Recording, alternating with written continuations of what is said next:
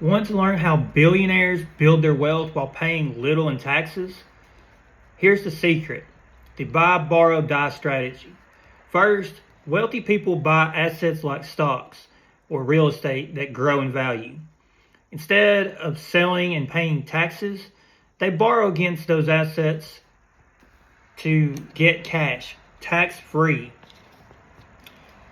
Okay, that's a very big key into generational wealth.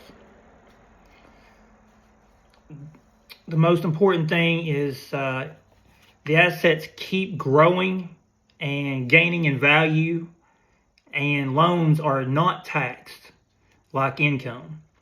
So, those are huge when you're trying to continue to grow your wealth over time. The final step is to die.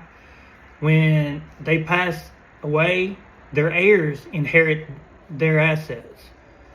And under the current law, the tax bill is wiped clean. This strategy helps the rich keep growing wealth across generations and avoid huge tax hits legally. Now let's break down this step into each part. The first part is the buy step, and the buy, borrow, die strategy is about acquiring appreciating assets, things that increase in value over time and help building generational wealth. Some of the most common appreciating assets include real estate, stocks, commodities like gold, silver, art, and wine. These assets are valuable because they tend to grow in price over time. Real estate is a great example. Homes and rental properties often increase in value due to factors like location and demand. While stocks represent ownership in companies, as companies grow and profits rise, the stock's price increases. ETFs are a great way to diversify and spread risk while capturing growth. Commodities like gold serve as an inflation hedge and tend to hold or increase in value in times of uncertainty. Art and wine gain value because of rarity and cultural significance. Acquiring these assets builds your financial foundation because they both increase your net worth and should generate income, like dividends or rental payments. Over time, compounding growth and compounding growth will continue to amplify your wealth. Investing in appreciating assets is key to long-term financial security and generational wealth. This step requires patience and due diligence. Step 2 in the buy, borrow, die strategy is all about borrowing money, using your appreciating assets as collateral. Instead of selling your assets and incurring capital gains tax bill, you borrow cash against what you already own. Think of it like taking out a loan using your real estate as a guarantee. Since loans aren't considered income, you get to access funds tax-free. This borrowed money can be used for anything, like investing, paying bills, or buying anything else. The best part is you can do this without selling your assets and losing their growth potential. Banks and financial institutions offer specialized loan products such as securities-backed lines of credit where your investments back your loan. Interest rates for these loans can be between 6 and 9%, and many don't require monthly payments as long as your collateral value stays strong. Plus, the interest you pay on these loans might be tax deductible, giving you another tax advantage. Borrowing this way protects your wealth because your assets keep appreciating, and you avoid capital gains taxes until your heirs inherit the assets. It's a smart legal way to access cash while letting your wealth grow. The final step in the buy, borrow, die strategy is die.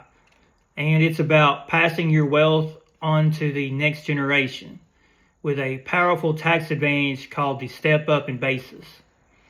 This means when you die, the cost basis of your appreciated assets like stocks, real estate, and businesses is adjusted to their market value on the date of your death. The reason this matters is the cost basis is what the government uses to calculate capital gains taxes when the asset is sold.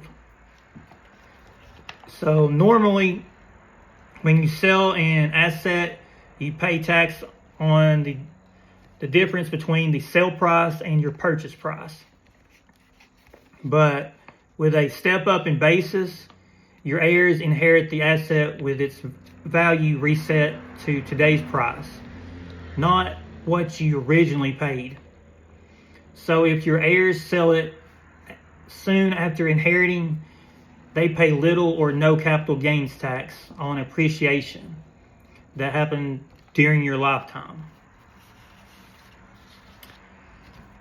If you bought a home for $1 million and it's worth $5 million when you die, your heirs' new cost basis is $5 million.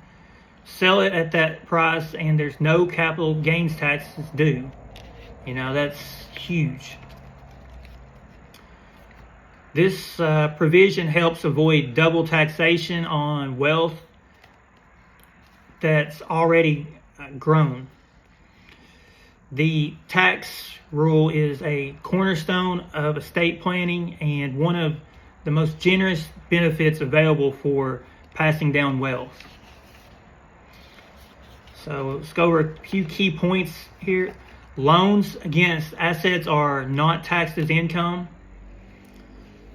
Assets continue to appreciate as they are not sold.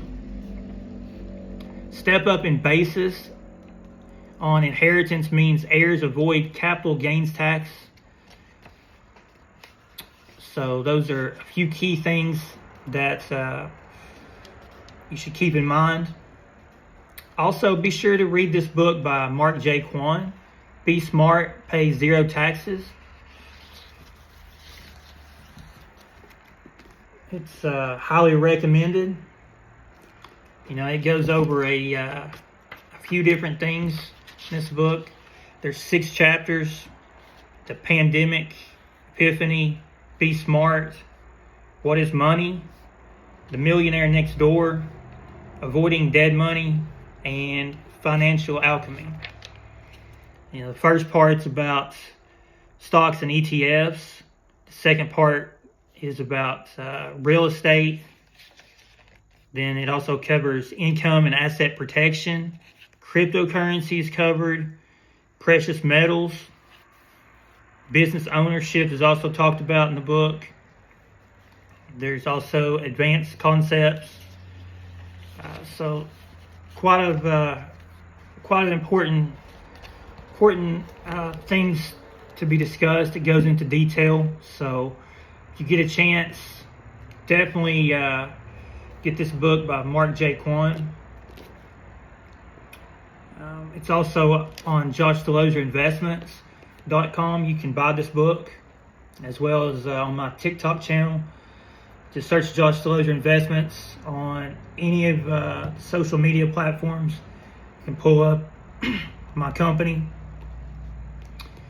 And we have a list of products there, different books, as well as courses. And if you have any questions or comments, please leave them in the comments below. I'll be more than happy to answer. And be sure to like and subscribe. and we'll make another video next week, so be sure to come back and check it out if you get a chance. Thank you for watching the video. Have a great week.